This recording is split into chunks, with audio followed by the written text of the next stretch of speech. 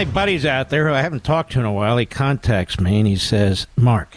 No, actually, Mark. I love this guy, Sebastian Gorka. Seb wants to come on because something's under his skin. Seb, what's going on, my brother?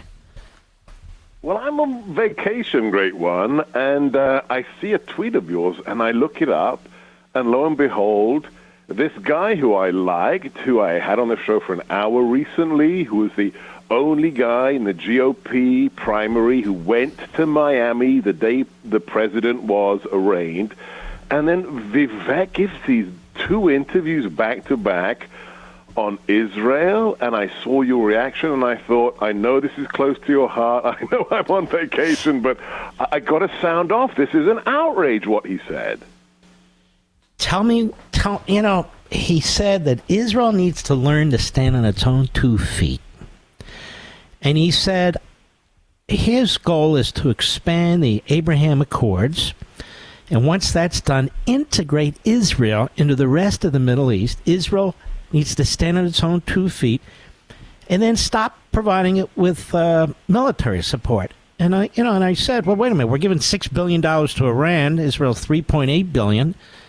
Yeah. And they have a very important role in our national security and our diplomacy and so forth. Why, if you just walk away, how do you just walk away from these allies? He said the same thing about Taiwan, that once they teach us how to make computer chips, then we leave them. Well, why would they do that?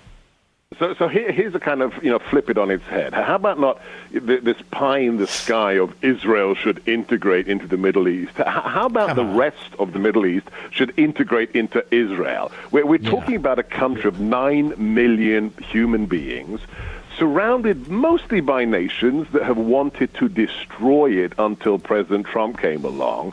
I was on the ground floor in the White House when he came up with the Abraham Accords, and God bless him, the State Department was telling President Trump, oh, you can't have peace in the Middle East until you recognize Palestine.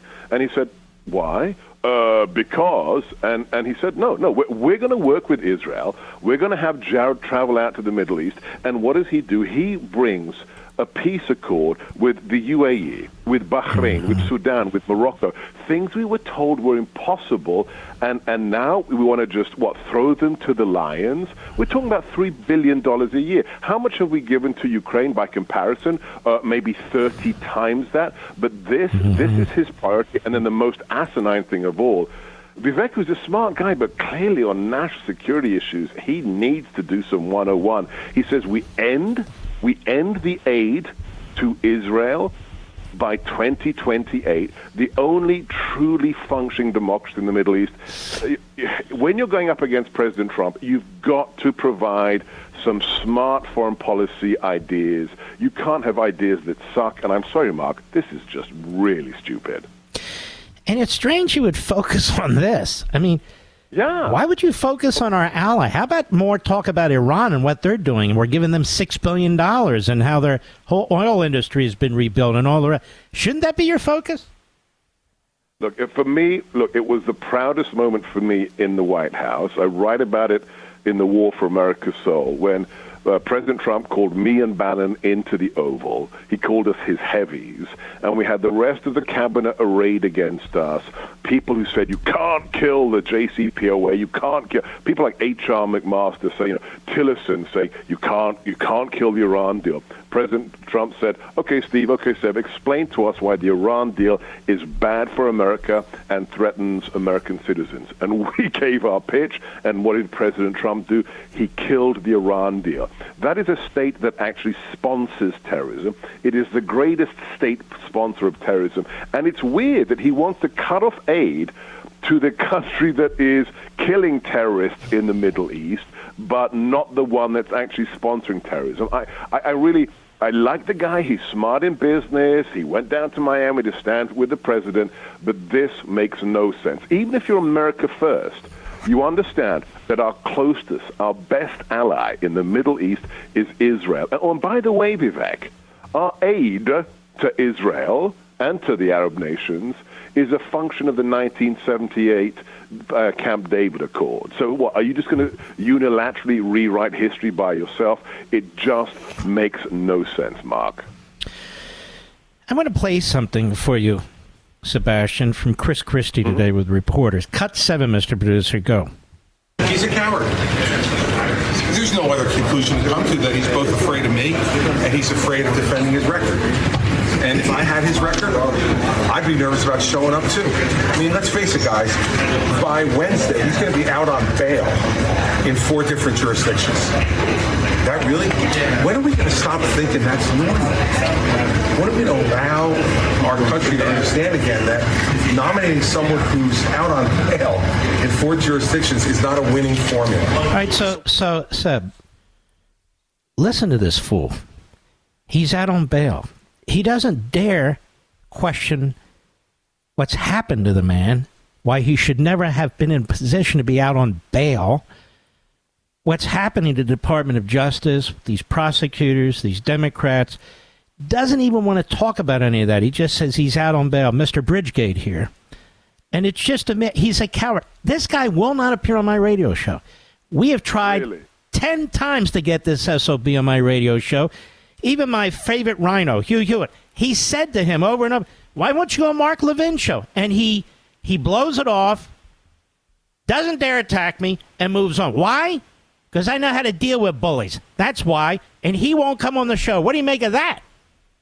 Well, look, he's not only a coward, he's an obese clown. And to say that about, he's out on bail, he actually used to be a prosecutor. And you think it's okay, you're on the side of the permanent bureaucracy, the deep state. You served with honor inside the DOJ. You know what it has become today, the most corrupt part of federal government. To have a man who was president 2 years ago facing 91 indictments, more than 300 years in prison. Why?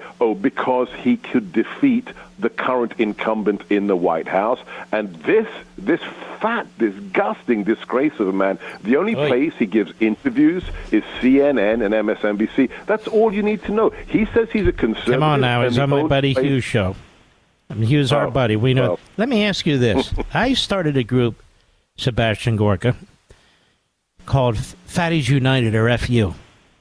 And I've offered him an honorary position on FU, and he won't even embrace that. I got a whole plaque ready for him. Accept your offer? No, I was going to say, FU Chris Christie. I've got it here. It's all ready to go. Not really, but it takes me 10 minutes. So we can't get him on FU. Anyway, I think, why is this guy in the race other than to torpedo a couple of these Republicans? Well, look, ego. Yeah, there's a Hungarian saying, these are the kind of guys who, if they jumped off their ego onto their IQ, they'd be committing suicide. And it's the same with most of these clowns. And also, he's a sore loser. This guy who brown-nosed, who tried to, and I was there. I was on the presidential transition. He wanted to be Attorney General, right?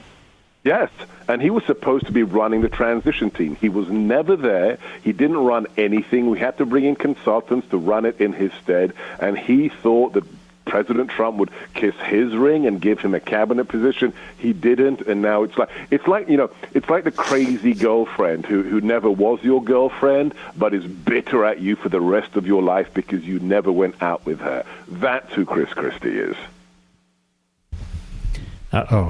Chris Christie's like a bitter girlfriend? Who never actually got to go out with you, but thought they were your girlfriend. You know, the crazy ex. Goodness! You know the crazy ex. He's like the crazy ex. Does that explain the man breasts? I don't know. What are you trying to say? I take the fifth. I take the fifth on that. All right, my brother. May I ask you basically what general area you're in vacationing? The God's country, New Hampshire, away from it all. No internet, nothing, in the middle of the forest, but sometimes checking my Twitter account and your Twitter account. All right, brother. Well, tell everybody about your book. The War for America's Soul, with an exclusive interview with President Trump on what they're trying to do, this party that is not your party, not the party of JFK or Scoop Jackson, has become a radical party that hates America, what it's going to take to defeat them.